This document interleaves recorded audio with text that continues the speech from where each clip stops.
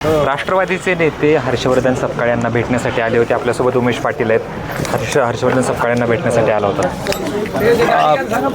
त्यांनी काल काँग्रेसचा जो उमेदवार दिला होता ते उमेदवार त्याची त्या संदर्भामध्ये अजितदादांच्या दुःखद निधनाच्या पार्श्वभूमीवर मानवतेच्या दृष्टिकोनातून आणि जनभावना लक्षात घेत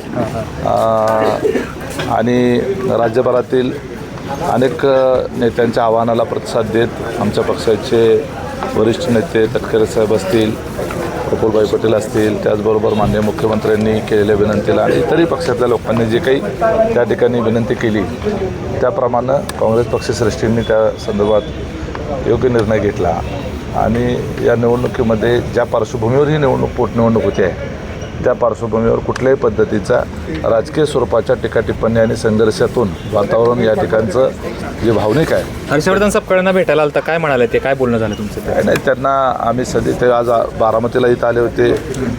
जे काँग्रेसचे जे उमेदवार होते त्यांच्या घरी त्यांची सदिच्छा भेट होती. आमचं कर्तव्य होतं की मी या निवडणुकीचा निवडणूक प्रभारी म्हणून आमचे बाकी नगराध्यक्ष, तालुक्याचे अध्यक्ष, शहराचे अध्यक्ष यांनी त्यांचं आभार व्यक्त केलं. शेवटी आपली ती संस्कृती आहे. त्यांनी जर आम्हाला सहकार्य केलेलं आहे तर त्या ठिकाणी आपण त्यांना धन्यवाद व्यक्त करणं ही आपली संस्कृती आहे. आता जरी माघार घेतली असेल तर 2029ची निवडणूक आम्ही लढू असं कालच हर्षवर्धन सपकाळ म्हणाले. कसं बघताय सगळ्याकडे? प्रत्येक राजकीय पक्षाला या संविधानानं लोकशाहीमध्ये निवडणुका लढण्याचा अधिकार दिलेला आहे आणि तो असायलाही हवा. आणि काँग्रेस पक्ष हा राष्ट्रीय पक्ष आहे. त्यांच्या पक्षानं ते एवढं बारामतीच काय सगळ्या महाराष्ट्राबरोबर जरी निवडणुका लढवायचं म्हटलं तरीसुद्धा त्यांना तो अधिकार आहेच ना.